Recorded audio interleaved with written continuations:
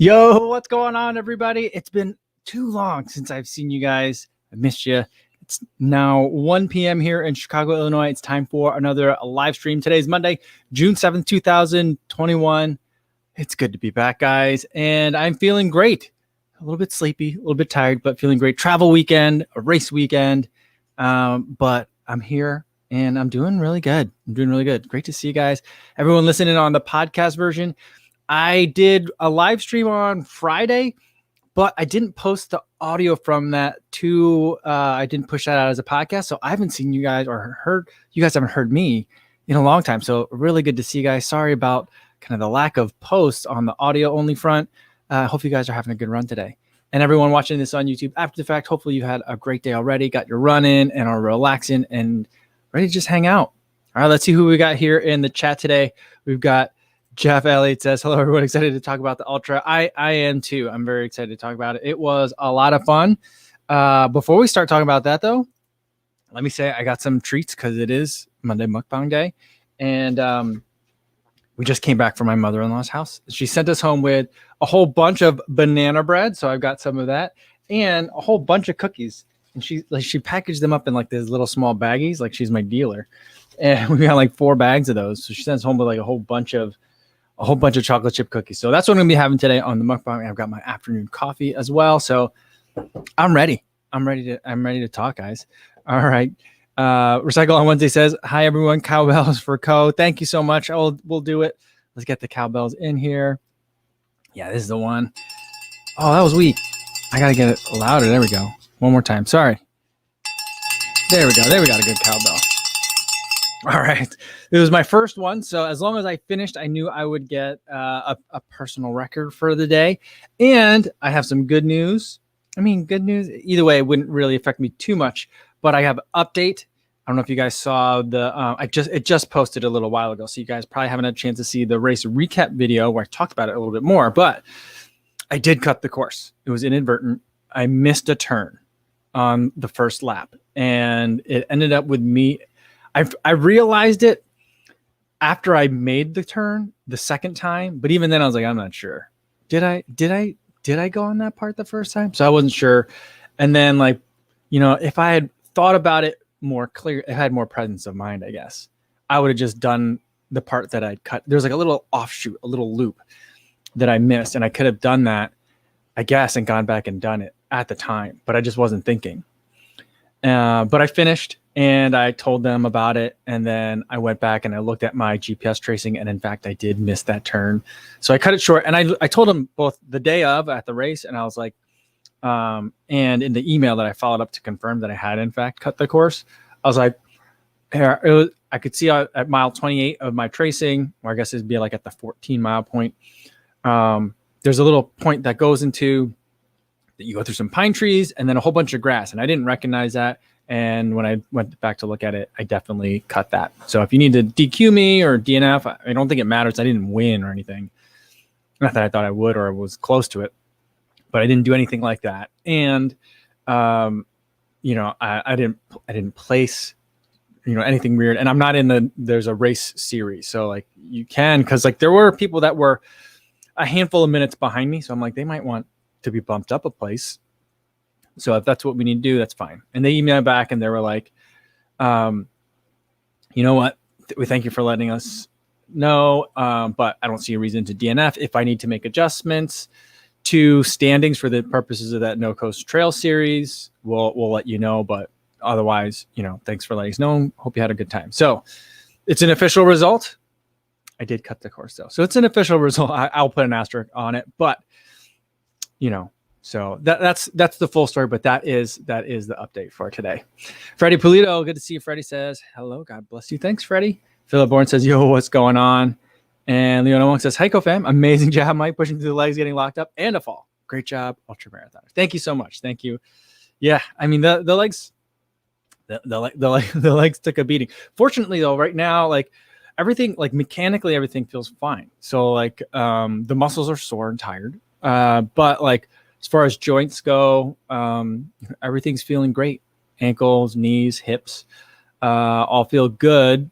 Shin bone, nothing hurts. So like, it's good. Just a little bit sore. So I feel like, I think I got through it, about as unscathed as a person can get through it. So, I think part of that was the mentality of just making sure I go out there and have a good time, and not try to really like destroy myself over a result. Really helped me enjoy it more, and also it's helping me to bounce back a little bit faster. So that's where I'm at. All right. Stephen Gersdorf says, on behalf of all the Kofusians, I wish to offer thanks and awesome gratuity for using a selfie stick and one hand to balance himself during technical descents. Yeah, it's a lot of fun to run with that thing. And I think that to a degree, it may even help, going down a technical descent, because you've got, it's more of like a balance, maybe it's, like sticking your arms out a little bit to balance and walk across something. But, it was fun to have that there. It was funny because I was standing, in the beginning of this race, I was standing there and everyone's kind of packed in at the trailhead. And there was these three or four older dudes that were together. And they were kind of like eyeing me and the selfie stick. And the race started kind of abruptly. The race starts, so we're all kind of like, oh, and we're going. And so as soon as it starts, I hit the record button and I extend the selfie stick out, and I'm kind of holding it up like pretty much straight up because there's people all around me. And the guy behind me goes, that's got to be real hard on your wrist to run like that the whole time. And I didn't want to like explain, like, actually it's not too bad for the most part. It's no more difficult than running with trekking poles in your hand. And it's not extended for most of the race. So like, I didn't want to extend that, but you're just like, what is that? Basically, it was the most creative way I've heard someone saying, what is that guy doing? Which I thought was pretty fun, pretty entertaining. All right. Frank says about the 50K, says every 50K I've ever run has been exactly that. Great first half, wheels fall off the second half. And to me, that is just the experience. All right. Well, at least then I did it right. So yeah, I feel like I got the full experience. This banana bread's so good. It's tasty. But yeah, I'm like, I got my money's worth out there. I was out there for about like 6 hours. So that was good. It was good. I had just such a blast. I had so much fun. All right. It looks like this app is telling me to kind of hurry up. Because it's scrolling all the chat down. So if I missed your guys' comment, or if you have a running question today, feel free to put it in there. All right. Let's see. Stephen Gersdorf says, once you go ultra, you never go back. I do think that I'll run more of these. This was fun. I certainly don't think that like 100-miler sounds feasible at this point, but I was listening to, during one part of the race, I was listening to, coincidentally, the Drop podcast, where they were interviewing, Thomas and Robbie were the ones doing the interview. Megan wasn't doing the interviewing this time. And it was Thomas and Robbie. And they were interviewing a guy who went from running like, 1-mile races to 3-mile races to then 100-mile races. And then talking about like, everything seems like inconceivable until you get there, and then it's not inconceivable. So I'm like, oh yeah, I don't really want to be running. I just don't want to run overnight. But I'm not going to say never, but 100 miles seems like a really far away, but 100K seems attainable. I think that I'm just trying to find maybe some easier courses, or maybe I won't want to find easier courses. I'm not sure. The other thing I thought was, next time like I'm running a race and the high is going to be in the 90s when it's been in like the 70s for like the week prior to that, maybe that's like a good day to drop from like the 50 to the 25. I don't think I have that kind of restraint. Like, I don't know what kind of human being has that kind of restraint. That's the kind of person that like looks at the serving size for like Oreo cookies, and the serving size is 3 cookies. And they're like, yeah, that sounds about right. Like, who has that kind of restraint? I don't know who would be like, yeah, it's going to be hot, so I should go from 50 to 25. But I feel like I would have had a much better day if I would just stuck with the 25. But I'm glad I did the full 50 for at least this first time. All right. Let's see. There's my mouse. KH says, has been a subscriber for years and first time watching the live video. Well, welcome, Kay. Glad to have you here. Awesome. Shannon says, hi, CoFam. I'm dying to know how he liked doing this and what he'd do differently. Oh, okay. Well, I love doing it. And what I would do differently is stick with other people. And I think that what I really want to do is, there were a couple people that had like come in like groups where like 4 or 5 people came together, and they didn't always run together, but it seemed like they were like catching up to each other, then maybe separating and then catching back up to each other again, things like that. So like I saw some of that happening and I was like, it'd be good to have some other like people that I knew in the race, like going together. And so like, that's something I want to do. And I think that pretty much if I sign up for more of these, I'm like, you know what? Someone just wrote that. I saw it. There we go. Oh, Terry says, whoop, finish lines, not finish times, Mr. Cole. Yeah. So I feel like what I really want to do is just like doing with like my running buddy and be like, hey, we're just going to do this. We're going to grind it out. It'll be fun, but we could spend like, we'll get to spend like the day out there running. And like, so I think I'd rather do that. Like, trying to bomb down the downhills is a lot of fun and see how fast I can go is kind of fun. But, I spent a lot of time by myself out there, which was good too. But I think trail running is better with people. Even more. I mean, like when you're I feel like running a road race, it's like other people, it's good because then you get a pack and you can like work together. And I'm assuming there's a lot of that in trail racing too. But like, I just feel like it'd be more fun because then you're just hanging out. But like racing. So it's like racing and hanging out at the same time. I don't know. So that's like the main thing that I would different.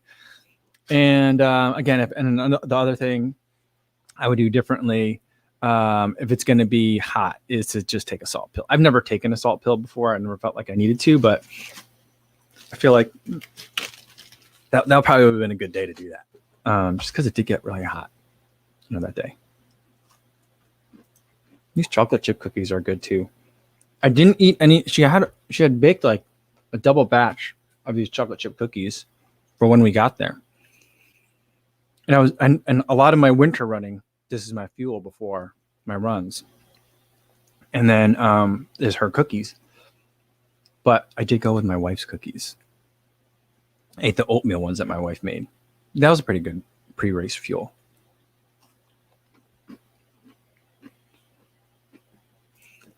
CV76 says, do you think my HOA would mind if I set up a porta potty in my front yard? I want to mimic the racing experience before every run. Sadly, I can't find a genuine porta potty on Amazon.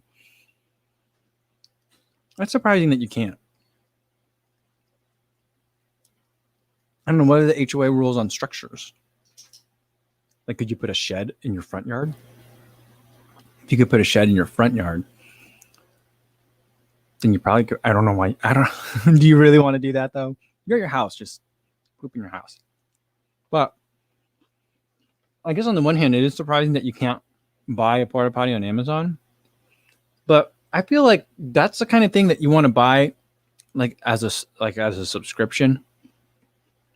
Like you subscribe to it, they bring you the porta potty, and after a while, they take it away and give you a different one to have, or maybe they service it and then give you back the same one. I don't know. I don't know how porta potty sales and servicing works, but I feel like that's a service that like is begging for subscription and not just an outright sales. Because do you really want to service that yourself? I don't think so. Stephen Gerzo says, how many miles were cut? 0.6 miles. So that's what it came down to. So, I came in at 5:51. I think I'm pretty much right at six hours then, given that. Yeah. Yeah. So, I mean, yeah, I think right about at 6 hours. All right. Steve says, I took a wrong turn on a trail 10K, but it was a tougher, longer way. So I thought that was okay. That's funny. It's like I cut the course, but I made it harder on myself and I actually ran 11Ks. That'd be funny. All right. Alan Shrimpton, he's just finished a night shift, so he's toast, but he's going to listen a bit and then go to bed and watch the rest when he wakes up. All right. Well, get a good night's sleep. Alan, we'll see you again soon. Will says, great job out there. Why do you think the water caused cramps in the stomach? I think it was just that it was so refreshingly cold. And so that was something that I learned. I mean, it took me 2 water stations to figure that out. Like the first station, like when I was like running low on fluid in the back, I got that like reusable cup and I started using that. And I kind of disappointed one of the aid station volunteers. This was his younger boy. And he was like, he came like running up to me as I got to the aid station. He's like, would you like some water? And he had 2 like sealed water bottles. And I was like, I'm okay. I got a cup. And he's like, oh, okay, we got some in the cooler back there, you know. So I was like, I felt bad. I should have been like, no, I'll take the water bottle. But I filled up in that little disposable cup. And I drank like a couple of cupfuls of it, and it was just so ice cold. I don't know how they kept it so cold, but it was so refreshingly cold. And I just think the difference in temperature hit my stomach weird, and it was just and just sat in there kind of funny, or I just noticed it. And so that like caused a little bit of gurgling for a minute until basically I could get it to body temperature, I think. So I think that's all that was. And then once I realized that, then I just realized like, all right, well, coming out of the aid station, there's no need to sprint, you know? So like just walk out of the aid station, finish drinking the last cup of water, you know, like, cause I would always like fill one cup to go, and I would kind of do like the marathoners, like run and drink a little bit, but I was like, just walk and drink the water. And that was fine. And then it became manageable that way. Daniel Burton wants to know if I ate enough during the race. I think so. I took in 7 gels. Yeah, no, I ate 8. I brought 9. I had 9 on me. I ate 8 of them. So, I mean, that's like I think that's a lot of calories. That was enough. I was hungry by the end. And you know what? I don't think I mentioned this. That's the reason I fell. Is because I was hungry, and not because I was like wayfish or anything. But as I got to the finish line, I knew there would be a taco truck. And like the post-race festivities, they were like, when you finish the race, we'll tell you did a good job. You'll get a sticker, which is basically like Crater Trail Race finisher, like a sticker, and like a ticket for 2 tacos at this taco truck. And what I appreciated about that is like, and if you don't want the tacos, give your tickets to someone else and make their day. And I was like, see, every race should be like that. No tacos to go to waste. And like same thing with beer tickets. But so I'm getting close. I knew I was getting close, and I was very eager to be done. And then I start hearing the generator from this taco truck, and I'm just thinking about tacos. And I'm trying to look around to see like, can I see the finish from here? And we're kind of in the woods still, but I was like, you know, like I had like tunnel vision, you know, and I was like, maybe if I just look around, I could see it. And then if I could get a visual on the finish, or at least know like, all right, maybe it's like one more right turn and then I'll be done. I felt like that would kind of help me mentally.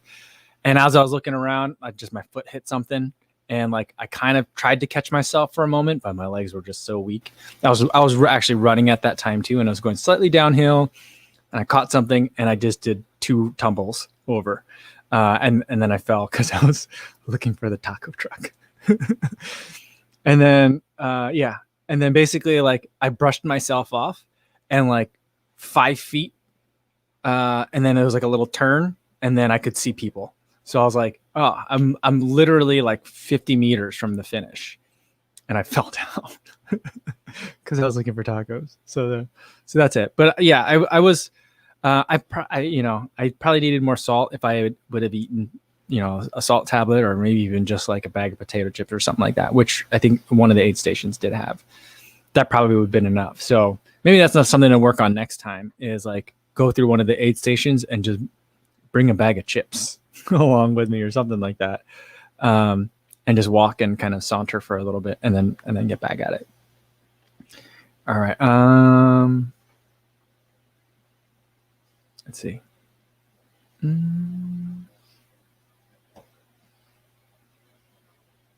Drew H has a running question. Says, I normally go through 4 pair of Brooks Ghost each year, training for ultras and run marathons. Do you think missing a pair of the ASICS Magic Speed would help at all?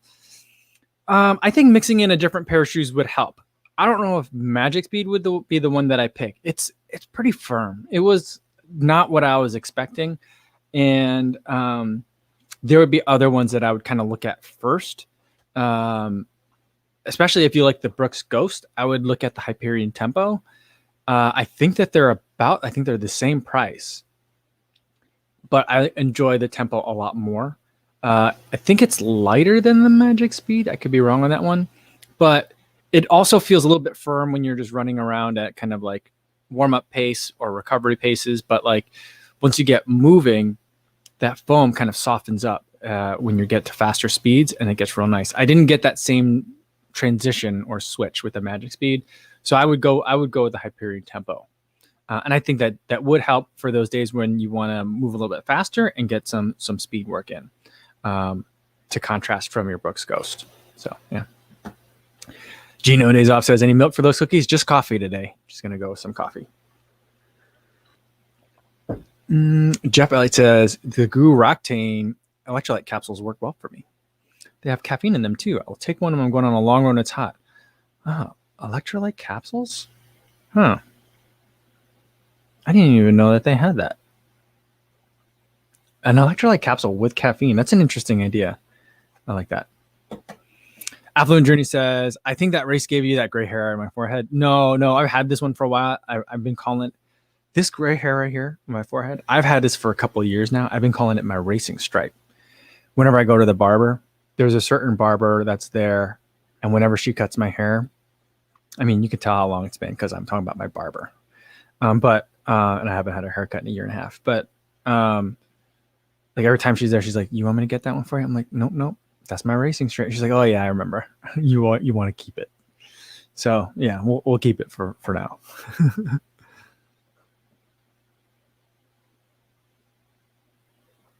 Yeah, see, Jay Pelican knows. He says, for the porta potties, you need to get a license. Is required by the company that's renting them. Okay. See, that makes sense. Yeah. Trey Brown says, you missed a vital aspect in the recap. Breakfast pizza or no breakfast pizza? I did stop at a Casey's, but I didn't get a breakfast pizza afterwards. I really just wanted to get home. Yeah, I had the tacos, which they weren't vegetarian tacos, but I ate them anyway because I wanted to eat something. And basically, I mean, in Iowa, your chances of getting something vegetarian, unless you're just eating pizza or fettuccine Alfredo, is pretty small. Although I think at Decorah is a pretty cool town. It's a college town. I think there's a couple colleges in Decorah. So I think I probably could have found something vegetarian. I think there is a vegetarian restaurant. Now that I think about it, I think I've seen a video about it. But like on a public access show, something, as I was doing my research on Decorah. But I didn't get the breakfast pizza. I did stop at the Casey's because I needed gas. But instead, I just decided to head home because I was really excited to get home and drink beers. That's why. So I was like, faster again. I did bring beers with me. I put them in my cooler that I left in the car. And I didn't really know what the situation was going to be. If other people were going to be hanging out at the finish line and cracking a couple open, then I would have done the same. But I didn't know if people were or not. And when I was there hanging out at the finish line, which was a lot of fun, that area, people weren't. So I wasn't going to be like the first one to do that since I'm new. So I was like, all right, I really want to drink these beers, which I bought local beers from Decorah at Toppling Goliath. I really wanted to get home and drink them. And then once I got home, one of my sisters-in-law and her daughter were there. And then my other sister-in-law came with some of her kids as well. So like a lot of the nieces and nephews were there, and, not to see me, they were just hanging out because it was a nice summery day. But it was good to see everyone. So I had beers then. And then I fell asleep in a chair outside, which was real nice.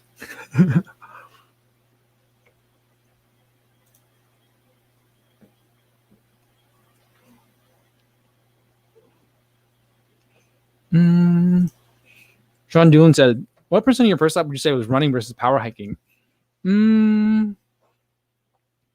I would say, I don't know. Any number that I give you is going to be a total just guess. But I think that I power hiked more than I thought I was going to. And I think that was a good thing. Again, I should have just stayed with more people instead of getting excited and like pushing onward. It's a bad habit that I have in a lot of races, is that I never stay with the people that I should. And there was a couple of good groups that I could have stayed with. And I would let them, when they were in front of me, whenever they walked, I walked. And whenever they started running again, I started running again. So that was good. And there was a lot of it. There was a lot. And I was just like, this is going to be a long day. So I'm not going to try to be a hero. And I'm just going to do a lot of hiking. And it was good. There was a lot. And that was a thing that I was worried. So I feel pretty proud of myself for as much as I did. Because if I'd been left out to my own devices, like if I was out there just completely by myself, I think I would have ran a much bigger percentage of it. And I think that would have been even worse for me. So it was fun. Nate B says, Kofuzi, what shoes did you run in for the Crater Shot 50K? I ran in the Hoka Zinal, which is the new shoe that Hoka sent to me early. It's not out. It'll be on sale. Pre-order start in, I think, like 8 days. So in about a week, and then it comes out July 1st, I think. But it was good. Pro Flat midsole, 4mm V-Room light base lugs. And it's more of a shorter distance racing shoe. I think it's probably best suited for like trail, like 25Ks. Like I loved it for the first lap. The second lap, I was starting to think like, oh, maybe I made the wrong decision. So I don't know that I would wear it for another 50K, but for like a trail 25K, or depending on how like how much elevation change there was there, I may or may not use it for 50, but for 25, I think it's just about perfect. So yeah. And Splax and Subco, were the tacos legit at the end? I missed out. Apparently the generator went out. Yeah, the generator did go out. They were working on that thing. I don't know. I think it was just maybe was it too hot for the generator to keep going? I don't know. They had a hard time, but the tacos were tasty, very tasty. Lots of cheese, some pulled pork in there. It was really good. Really, really good. So you did miss out a little bit. Sorry, but they were tasty. Good tacos. All right. This mouse is giving me problems today. All right. Jeff Ellie says, anyone have advice with opening cyst gels with wet hands or Science and Sport gels with wet hands? The people pre-cutting gels started to make sense for my workout on Saturday. Yeah, I didn't have any problems with mine, but my hands weren't that wet, I don't think. But I have to grab it and I bite the top. So like I bite it and then I don't like rip it open this way. I bite it open. I think I do the same thing with the Huma Chia Plus ones as well. I'm trying to think. I didn't do that with the UCAN ones. I'm not sure if I did that with the Huma Chia Plus ones. But yeah, I know I did. I have, now that I think about it, I always bite open. So I use my teeth to like kind of like grab on and like kind of puncture that stuff on the top. So that's how I do it.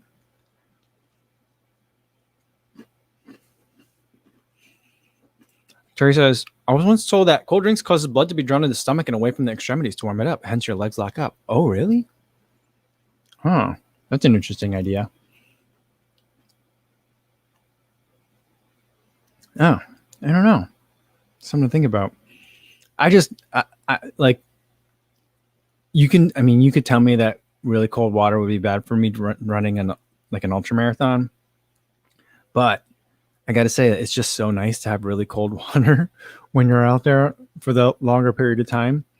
It made me understand why the dog likes to eat grass. It makes him throw up every time, but he still goes back for it. Yeah, if you told me that like it's going to make me throw up every time, I'd still be like, I don't know, but it's just so refreshing to have that really cold water. So I don't know.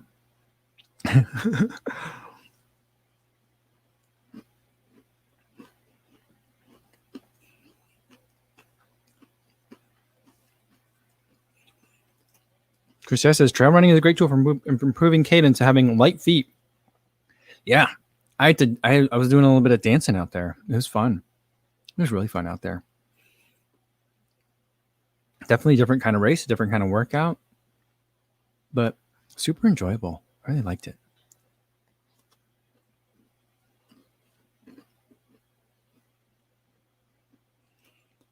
Stephen Gerger said, did you lose body temperature? Were you cold at the finish line? I was not cold. I was hot. I was very hot at the finish. I'm trying to think. No. Normally after a run, I will get cold. Like after a really hard race effort, I'll shiver. But I didn't do that today. So I don't know.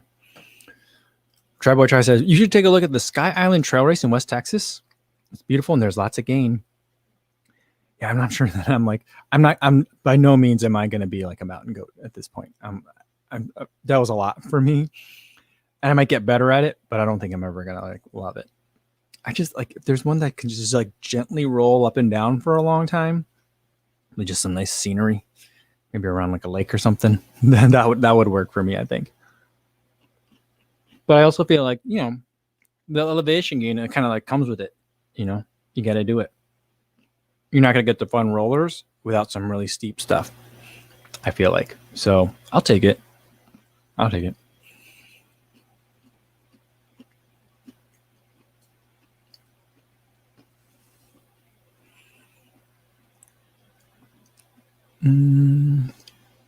Sean says, the more I run, the more beer I crave. Yeah, I've been, my sleep hasn't been great the past couple of nights because I've been really enjoying a lot of beer. Now that the race is done, figure, I'm not going to run for a couple of days, so I'm going to have a couple of beers. And it's been really nice, and I think it's been affecting my sleep. Just because my numbers are a bit off. I mean, I'm feeling good. I'm feeling very rested. But some of my metrics aren't so great, but that's okay because I'm not in a rush to bounce back for anything. So, yeah, it's been nice. I had the from Toppling Goliath. I've had the Pseudo Sue before and their Apex Predator. Both of them very good beers. But I also had the what I got for the weekend was I got 2 4-packs. One was their Ferrari Backpack, which is a double IPA with 4 different kinds of hops. It was crazy. It was almost like there was a lot going on with that. I mean, it was like on the one hand you could drink it and it was a tasty beer, but on the other hand I was like, there's a lot going on here flavor wise, and I'm just too tired to kind of try and sort this all out. So I'm just going to drink it fast. Not fast, but I'm just going to enjoy it. So that was good. Probably one that, it wouldn't hurt to take a little bit more time drinking it the next time. And then the other one I got was a sour beer. It was like a pineapple papaya beer. That was a good summer beer. Super tasty, very tart. But that was good. So I was drinking a lot of those. And then I had a couple of Miller Lights and some Coors Lights over the past couple of days too. It's been good. It's been a good time. Coffee Corner says, how do you get used to running with the mask on? I feel like a fish on the surface with wearing one. Well, usually when I run with a mask, I mean, these days I don't run with a mask anymore. Community spread is very low here in Chicago, and I'm fully vaccinated. And CDC guidance has also changed in terms of what a person needs to be doing outside. So I think for most people, if you don't need to be wearing a mask for a specific reason, I don't think we really need to be running with a mask on anymore because conditions are very different than they were, say, a year ago. So there's that. On the other hand, in the wintertime, I run with a mask on all the time because it's cold and it makes you warmer. And I really can't. Sometimes I feel like I can't run without one on. If I'm doing a workout, that's one thing. But like if I'm just going out for trying to get in as long a run as I can when the temperatures are like 5 degrees Fahrenheit, 10 degrees Fahrenheit, you really want that neck gaiter on. So it just becomes a pretty nice thing to have on. Kind of similar to how like a lot of people who are like skiers or snowmobilers or dirt bike riders, ATVers, will have face coverings when they ride or when they're skiing or whatever the activity doing. It's very analogous. So that's kind of how I handle that. But I don't think most people, at least in the United States, where community spread is going down, I think in most states, certainly in Illinois and also in Iowa where we were over the weekend, community spread is going down. In Dubuque County, the days that we were there, I think that there were a handful of positive cases the entire time, like per day, less than 10 each day, I think. And then in the collar counties, like collar counties, that's like a Chicago term, but in the surrounding counties, like where Guttenberg is, the paper that my in-laws get, I don't think it covers the county that Decorah is in, but the other even more rural counties around there they've had 0 cases per day for a while. I don't think they are done with it, but they don't have very many cases in that area too. So even though vaccinations aren't as high in some of those places, community spread is low. So I don't know that we need to wear masks in that kind of situation.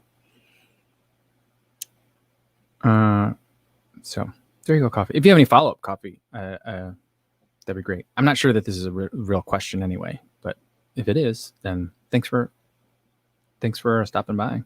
And hopefully if you have any follow-up, let me know. I'm not an expert, but this is just what I do. Steven says, after your ultra, can you conceive of how people can run 100 miles? I ran a 50 miler and it made me quit running for over a year. That's how I felt after running my first marathon. After my first marathon, I was like, I'm done with that. That was in 2010. I don't think I ran again for 6 years. So there was that. I can easily see how people can run 100 miles. I don't see how I can run 100 miles. I don't think I really want to do that. I'd rather run more events in like the 30K category, like 25 to 30K, maybe even a trail marathon. 50K felt a little bit long.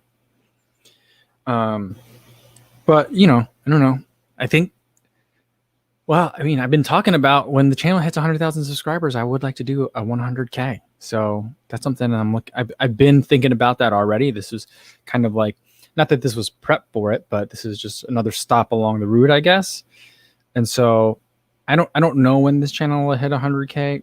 It definitely won't be 2021, but maybe 2022. So there's like Bandera, is that one that one's like early in like February or something like that in Texas, isn't it? So that's kind of one that I'm like tentatively eyeing.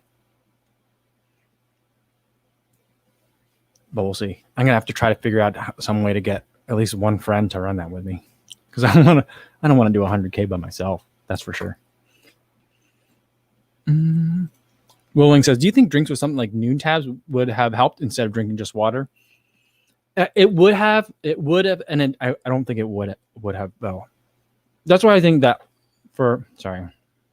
eating. That's why I do think like the salt tabs for like an ultra distance makes a lot more sense. Because for me, after about 4 hours of drinking noon endurance and having gels, like my mouth is like over sweet. You know, it just starts to create a film. And so I wanted just cold water. And so I think that's where like I think a tab or just eating some food that had some salt in it would have probably been the better way to go for me. So I think that knowing that about me now, I did that, you know, that the training run, I used that marathon in Schaumburg as a training run and doing this one. Now I know that like, you know, I got to find ways to mix it up a little bit better. So that way my mouth doesn't get real like it's like filmy almost, you know, it's kind of, yeah.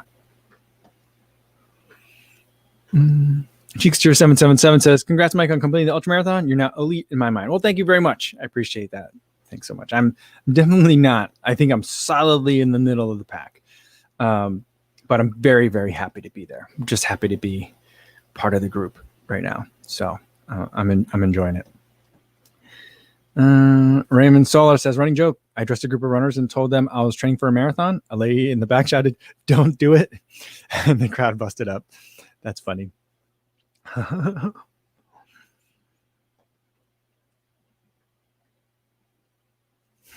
Adam Pierce said, ultras kill brain cells. The day after, you forget the pain and start looking for another. That's for sure. At the finish line of this race, there was a woman there with a baby. And I mean, I kind of felt, I not felt bad for her, but I could empathize with her because it was a hot out and we were in the shade, but like the baby was starting to fuss a little bit.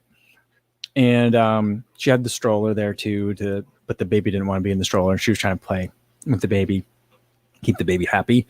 But she was like waiting for her husband to finish the race. And she was telling some other people that we were all kind of waiting at the finish line area. She was like, yeah, this is his first 50K. He's pretty excited about it. He's not sure if he's going to like it, but he already did sign up for a 100K later this year too. So I think that I can see why people do it. It's just kind of a fun challenge just to get out there. It's challenging without being, that's not that it's not competitive, but it's without being like, and it's not that it's not intense. It's just not like stressful, I guess. It's stressful in a different way. I don't know. Maybe it's just part of it's the novelty too, but I liked it. It was fun. All right. Life Maximus says, congrats on the top 20 finish. Looks like a good time. Yeah. I mean, I had a lot of fun out there. Thank you. And yeah,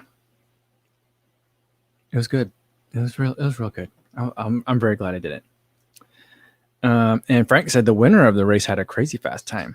Yeah, I think the winner came in at 4 hours and like 19 minutes, something like that. I think there was a group of people that were running together for the most part, for most of the race. So like of the fastest 10 times that have been run on the course, for the top 4 people cracked that top.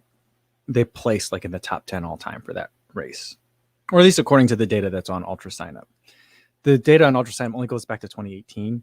The race is 8 years old. So there's a couple of years where I think the race used to be called something else, and then it shifted over or something like that. So, I mean, the history doesn't go back super, super far, but I mean, just to get a sense, there was a group of runners that came in and they just took over. They were great. Trish O says, congrats, Co. Looks like you had a blast. On the topic of nutrition, I don't enjoy gels and prefer to eat real food if possible. Check out the book Feed Zone Portables, recipes for rice and eggs, etc. Okay. I'll have to check that out. Feed Zone Portables. I like that. Lee Joy Singh says, congratulations on your first trail run, Mike. So happy for you. Love watching all the videos. Well, thanks so much. It's good to have all that support. I was thinking about you guys while I was out there. And yeah, I'm glad that the video turned out well. I'm very happy with it. I'm glad it turned out well. And that you guys are enjoying it.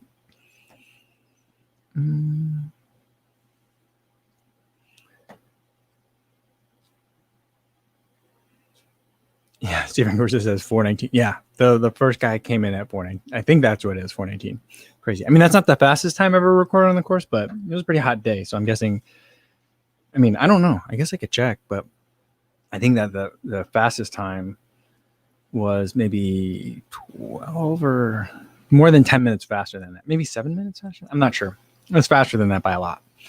And I'm guessing it wasn't on a 90-degree day.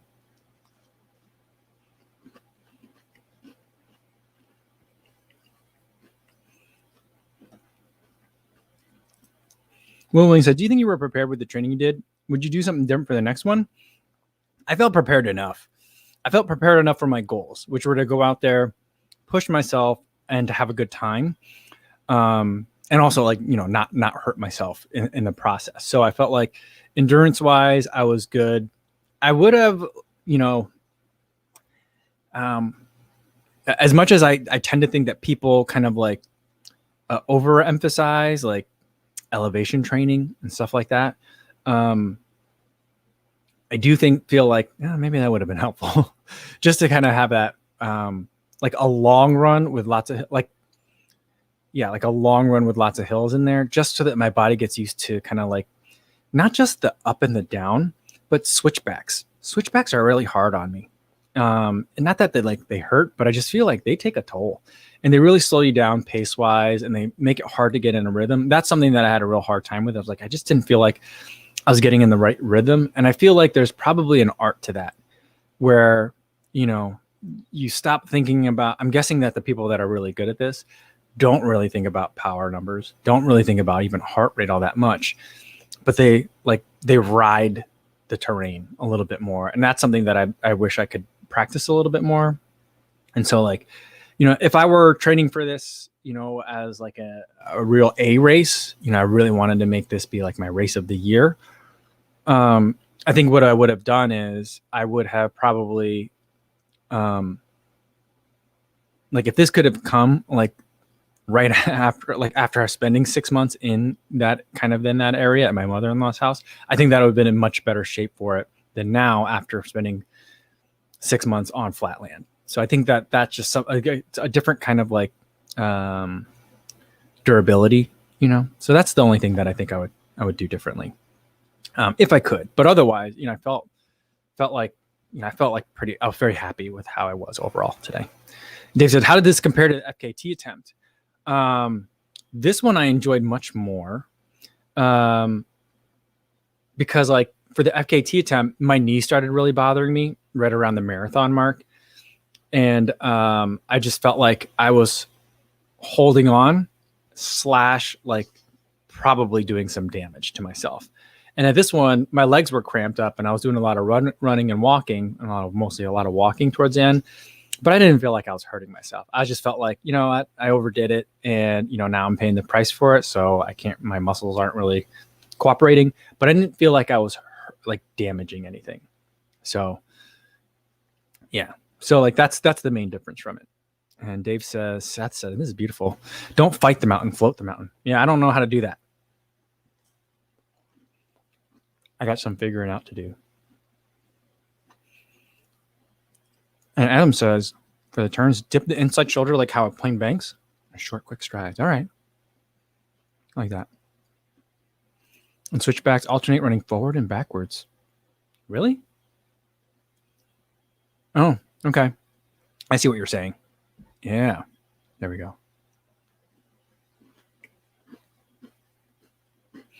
And Tyson said, hey, Kabuzi. Sorry, a little late, but great to briefly meet you before the race on Saturday. Great to meet you too, Tyson. Yeah, it was so good to meet a lot of people there at the race. I didn't really think that I would get recognized at this race because it's a little bit out of my normal kind of comfort zone, but it was great to meet people and to talk to people both before the race, during the race a little bit too, and after the race as well. So, everyone that I was able to meet, it was really great. I felt very welcomed into this space where I'm not really, I ain't from there kind of thing. So it was really, I felt very welcome. So it was really nice. Really a great vibe. So thanks so much for saying hi, Tyson. All right. Edward says, and I'm a high school freshman and want to treat myself. And I was wondering if I should get the Alpha Flies or Vapor Flies for 5K cross country races. I would probably not. I'm not sure that I would get either one, Edward. Because I think the Alpha Flies are going to be way too tall for a cross country race. They're too tall and too squishy. And even the Vapor Fly, like the next percent, maybe I would get those. But for a 5K race, I mean, what are people? I don't know. I'm so far removed from high school cross country, but what are people racing in when they're going through and running on grassy, forest type of courses? And that's kind of courses that I ran. It was either you ran around a high school's kind of campus. And so it was just maybe grassy, maybe some hills, maybe a little bit of time on the track, but mostly just grassy type terrain. And then for some of our bigger meets, we were down in Homedale Park in New Jersey, and that is gravel trail, a very, very buffed out access road kind of thing, but that or dirt or grass and very hilly. And so for that, I would run in we a lot of times for Homedale Park, we ran in spikes to get some extra grip on some of that terrain and just to stay fast and keep everything light. I mean, that was a quarter of a century ago. So things could definitely be different these days, but I'm not sure what people are racing their cross country meets in, but I'm not sure that the Vapor Flies are it. Yeah. So I think that I would probably, if you're going to do something from Nike, I would look at this. I would still probably look at the Zoom Streaks. I think that there's what is it? The Dragonflies that are the 10,000 meter spike. I might look at that, but that's a 10,000 meter, racing shoe, not necessarily a 5K cross country shoe. So yeah. So that's, I think that's kind of where I would look for something really flat. Depending on the type of terrain, some of those the Audio 6 looks so interesting to me right now. And I could easily see that one being a popular cross country shoe because I think it's got the Continental rubber on the outsole. So unless it's a very hilly, trail type of cross country course, I think that one could be, the exact type of thing that you'd be looking for a 2021 cross country racer. All right, Erica Davis says, have loved your video so much over the years. I ran my first 25K trail race a couple weeks ago and start marathon training for Chicago this week. Can't wait. Always cheering you on from Oregon. Well, thanks so much, Erica, and good luck on Chicago. Awesome. Hopefully we can all meet up before the marathon. I think I'm going to try to have a couple of things that we can do as a group, like a shakeout run, and then maybe just some other sort of meetup where we can hang out. Because I just feel like so many people are coming to Chicago this year, and I'm so excited. And awesome that you ran your first 25K trail race. I can relate to that. I hope you had as much fun on yours as I had on mine. Awesome. I've been seeing a lot on social media today that people started training for Chicago Marathon today. And if you're doing a Hal Higdon plan, today's day one, I think today's a rest day. So everyone's totally nailing my marathon training today because it starts with a rest day. So I think it's pretty fun. So hopefully your marathon training goes well, Erica. Ooh, Vincent says that Ed Bud says that the 6 almost just like the Tempo Next percent. It is? Oh, I don't know. Does he mean that in a good way or in a bad way? I don't remember. Does Ed like the Tempo Next percent? Natalia's also starting Chicago training today. 18 weeks to go. Wow. It's kind of weird to think of it that way. It's like, oh man, 18 weeks is so close. But then again, you're like 18 weeks. That is quite a bit of time away. So a lot of time out there. I probably won't start thinking about Chicago for myself until my buddy and I are going to start training together. About 12 weeks out. I mean, we'll be running and stuff before then, but it works out really well because we're planning a boys' weekend kind of thing the weekend before that 12-week training plan starts. So that's like a nice send off. But yeah, so we're gonna get that a little closer. But for me, I think coming up next thing I'm gonna do is I got to figure out a race. I'm gonna go from ultra distance to the track. So there's that distance festival that's in Elmhurst that you guys have been telling me about. I'm not sure. I still need to figure out, and I've kind of like put it on the back burner because I didn't have the mental energy for it last week. I still need to figure out if I need a qualifying time to compete at the US ATF Masters steeplechase in Des Moines. I really want to do that. So if I need a qualifying time, then I'll run the steeple at the, I'll probably do it anyway. I'll probably run the steeple I might run 2 in a week because they're the same week. Like the one is on a Wednesday and then it's like Friday or Saturday is the championship. I think I could do 2 3,000 meter steeplechases in the same week, right? The first one I'll go conservative, just get a feel for it, figure out where my time is at, and then go for it if I can get into that Masters championship. It seems weird to me that a championship doesn't have like qualifying, but I guess at the Masters level for steeplechase, maybe there isn't a lot of demand, so I can maybe just hop in for it. So that's what I got next. So once I kind of recover, probably take another couple of weeks to just a lot of easy running, till I get my legs back, and then start heading up to the track. I gotta buy a pair of spikes. I think I'm gonna run it in spikes. It won't be Dragonflies. I don't know what I'll pick. Probably New Balance, but we'll see. We'll see. Dave says, "Are you aiming for the sub 3 again?" I think so. I think I'll have like my buddy is shooting for, and I'm gonna try to pace him for his Chicago marathon. So I think he ran 3:26. No. He ran around 3:20, I think, last year. And 3:10 would be Boston qualifying for him. So, but I don't think he thinks he's right there yet. We'll see. But it'll probably be somewhere in that territory. So that's going to be pretty hard. I mean, it's not going to be easy for me to do. It's not impossible for me, but it'll take some specific training for it. And then I'll have 2 months from then to CIM. So CIM is going to be where I'll go for sub 3. And I'm thinking in November, I probably will do the Indy half marathon. Maybe. That's kind of in pencil. That's kind of like in there. So that's kind of what I'm thinking. But yeah, we'll go. So this is going to be the year of like trying do a little bit of everything, and just have fun. I'll loosely have goals, but I just want to be out there and run with other people. Owen, right? That's how he said it. Owen O'Connor. I think I said it right. So would you expect major change next year for the Peg 39? Nike seems to generally follow a pattern of big change every 2 generations of pegs. Thanks as always. I think so. I don't know how major it's going to be. It's not going to be like they're going to change the AirPod and the foam again. I would be really surprised if they did that. Although it depends if like the Boston 10 and the Adios are like super successful and they take in like Light Strike and Light Strike Pro, blended them, to make this like super great shoes. I could see Nike trying to respond maybe, but I think when, the formula for the peg being like, durable but fun midsole foam and a Zoom Air pocket, I think that may kind of like limit what happens. If they follow the normal pattern, yes, the 39 will be the year the midsole changes. The midsole generally only changes every other year. But like, the way that Nike usually plays with it is 1 year it's like in the heel Zoom Air pocket, then the next year might be heel and then forefoot, and then it was And then another 2 years later, it was full length Zoom Air. So like this year we've had it in the 4-foot.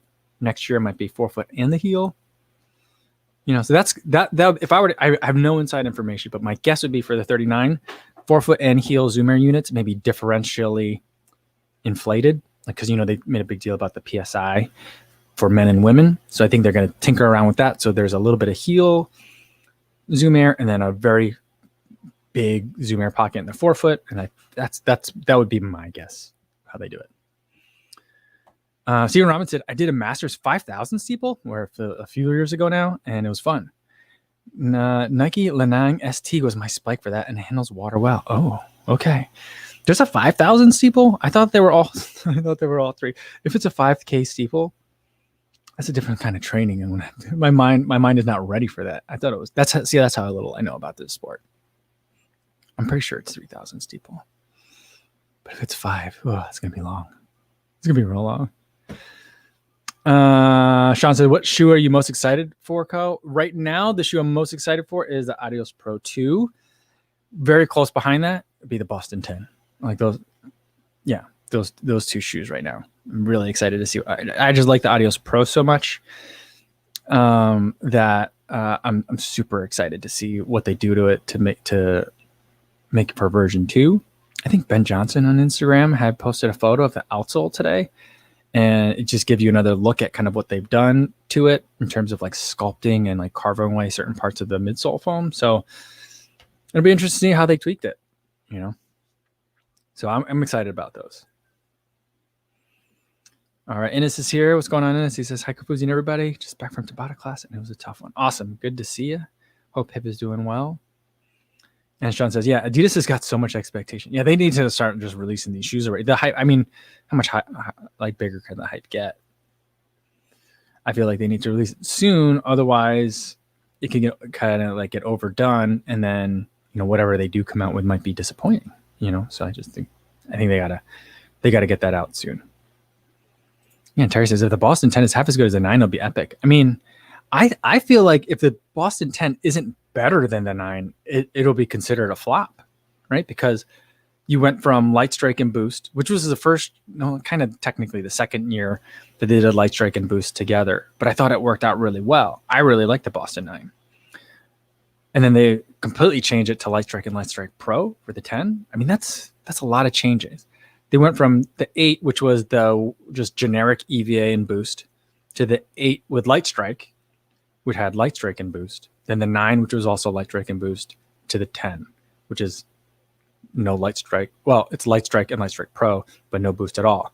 So a lot of changes happening. And Matthew Stewart says, do the Bostons handle easy paces better than the SL20? I think so. I think it does. And Set Nomad does say, yeah, to be fair, Adidas wasn't leaking all the photos of the Boston 10, the Audio 6, or that Prime X. Cheers from Berlin. Yeah, it's very, very, very, very true. But the photos are now out. And so, yeah.